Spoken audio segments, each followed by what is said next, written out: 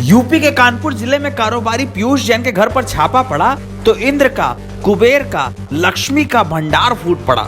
दीवार से लेकर जमीन तक से निकले नोट और नोटों की तस्वीर पूरे उत्तर प्रदेश में चर्चाओं का विषय बन गई। टीवी पर छापेमारी का वीडियो देखकर लोग कह पड़े कि हम वो लोग हैं जो देश में कोरोना मैनेजमेंट का पैसा कम होने की बात सुनने पर कोविड केयर फंड में अपना पैसा दान कर देते हैं। हम वो लोग हैं जो पेट्रोल के टैक्स में दबे पड़े हैं। हम वो लोग हैं जो पुलवामा के शहीदों तक के लिए पैसे दान करते हैं। लेकिन अमीरों का क्या है? एक घर में अकूत खजाना है, सरकार आज एक्शन कर रही है, लेकिन क्या काला धन सिर्फ इतना है? देश के तमाम गरीब लोगों ने पीयूष जैन के घर पर मिले पैसों को लेकर सरकार की नोटबंदी वाली योजना पर सवाल खड़ा किया है और पूछा है कि जो सरकार नोटबंदी का दावा करके लोगों को लाइनों में लगाती थी, उसके दावे की हकीकत क्या सिर्फ यही है? उत्तर प्रदेश के तमाम जिलों में पीयूष जैन के घर पर हुई छापेमारी को लेकर हमारे संवाददाताओं ने आम लोगों से सवाल किए और पूछा कि काले धन पर सरकार की कार्रवाई कितनी सही है। लोगों ने सिर्फ यही कहा कि नोटबंदी का जो दावा किया गया था उसकी हकीकत यही है। पीयूष जैन जैसे न जाने कितने लोग हैं, उन पर भी कार्रवाई होनी चाहिए। जो पैसा बरामद किया गया है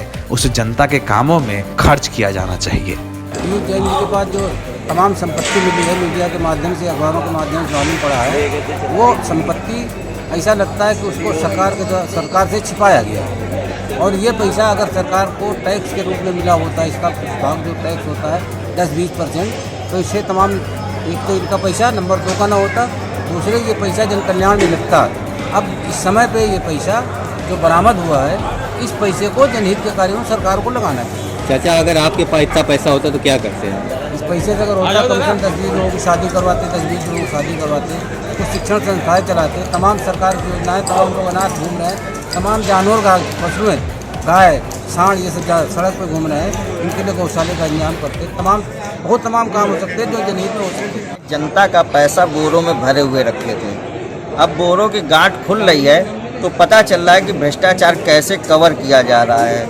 मोदी जी और योगी जी निश्चित रूप से ऐसे ही लोगों के लिए जीएसटी लेके आए हैं और वो जीएसटी सफल हो रही है। इस चीज़ के लिए प्रशासन को, जीएसटी विभाग को बहुत बहुत बधाई कि जिस तरीके से इन्होंने पीयूष जैन के यहाँ बड़ी छापेमारी की। ये तो अभी शुरुआत है, अभी तो आगे बहुत ही मज़ा आएगा जब आगे बड़े बड़े रोड। इस पैसे का क्या करना चाहिए था भैया? उसको वो अगर घर के अंदर छुपा के रखे था, उसको क्या करना चाहिए था? सर्वप्रथम उनको तो पहले अपना आईटी बनना चाहिए। जीएसटी वगैरह भरते तो आज इनके ऊपर इतनी बड़ी नौबत ना आती। उन्होंने चोरी की और चोर की सजा जेल होती है और कुछ नहीं। जनता हित में कुछ हुआ है क्या? जनहित में उन्होंने आज तक हमारे हिसाब से कहीं पे भी प्रवीण जैन या पीयूष जैन का नाम आज से पहले नहीं आया है कि हाँ उन्होंने कोई भी 11 जोड़ों की शादी कराई हो या कहीं भागवत कराया हो या कहीं कोई दान दिया हो मस्जिद में, ऐसा उनका नाम आज तक कभी कहीं नहीं आया। बड़ी दुर्भाग्यपूर्ण स्थिति है जहां आम जनता बेरोजगारी और भुखमरी और महंगाई से त्रस्त होकर के तमाम तरह की परेशानियों का सामना कर रहे हैं। वहीं किसी एक व्यक्ति के पास इतनी बड़ी रकम और इतनी संपत्ति निकलने का मतलब है कि जनता की गाढ़ी कमाई का पैसा कुछ जनों के पास ही एकत्रित हो रहा है। और सिर्फ एक पीयूष जैन ही क्या, बहुत सारे ऐसे लोग होंगे, बहुत सारे ऐसे पीयूष जैन होंगे जिनके यहाँ यदि इंक्वायरी हो तो ऐसी स्थिति निकलेगी। इसके दूसरी तरफ हम देखें तो बहुतायत जनता जो है वो बेरोजगारी और भुखमरी और महंगाई की वजह से आज 2 जून की रोटी एकत्रित नहीं कर पा रहा है। तो ये देखना होगा हम लोगों को कि ऐसी जो स्थितियां हैं ये सरकारों ने पैदा की है, ये समुदाय ने पैदा की है, हमें ये समझना पड़ेगा और इस तरह के जो लोग हैं उन पे निश्चित रूप से कार्रवाई होनी चाहिए।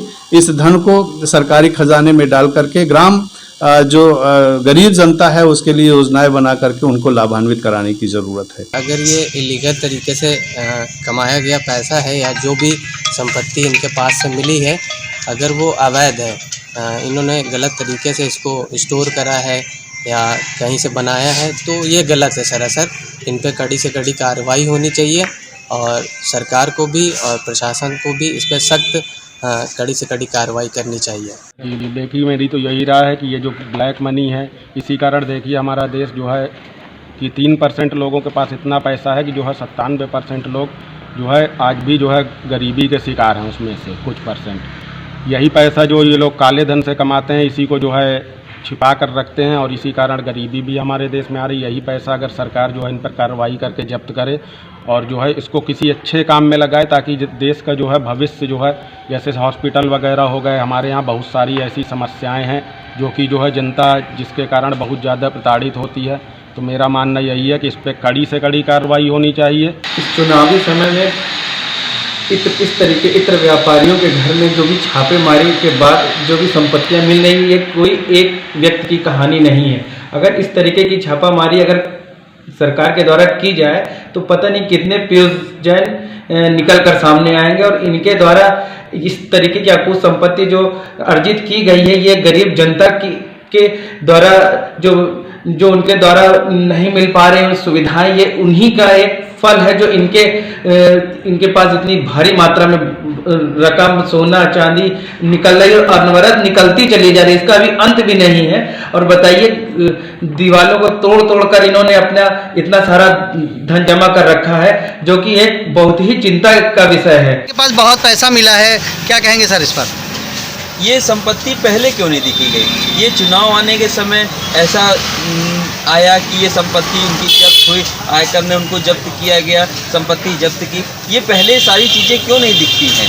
ये पहले ही कार्रवाई क्यों नहीं होती? अभी चुनाव आने के पहले ही सारी चीज़ें हो रही हैं। इसमें तो कहीं ना कहीं राजनीतिक कुछ ना कुछ मेलझेल लगता है मुझे। तो क्या होना चाहिए पैसे का?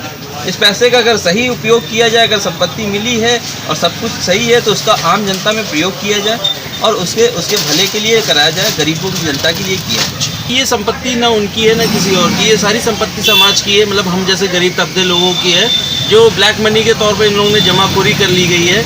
ये तो सरकार से दरख्वास्त ये है कि इन संपत्तियों को कुड़क करके हमारी जनता के लिए कुछ कारगर चीज़ बनवाई जाए, जस्ट लाइक हॉस्पिटल बनवाया जाए, पुल बनवाया जाए। इस तरीके की चीज़ों में इन संपत्तियों को यूज़ किया जाए। जैसे अभी तत्कालीन अवस्था में प्रयागराज में अतीक अहमद की संपत्ति को कुड़क करके फ्लैट बनवाने का सरकार ने योजना लाई, बहुत अच्छी बात है। हम तो सरकार से अपील करेंगे कि इस तरीके के लोगों की संपत्तियां कुड़क करके जनता के ऊपर खर्च की जाए। तो मेरा एक प्रश्न ये है कि अगर उसके पास इतने पैसे हैं तो प्रदेश में पिछले 5 सालों से भारतीय जनता पार्टी की सरकार है, यदि उसके सरकार में पौने 5 साल बीत चुके हैं और इतने पैसे वो इकट्ठे करके रखा हुआ है, तो अब तक ID, ED, CBI या जो भी है या सरकार की जो भी एजेंसी है क्या कर रही थी? उत्तर प्रदेश में सरकार रहते हुए वो फल फूल रहा था और इतने पैसे इकट्ठा कर ले, तो ये बात समझ से परे।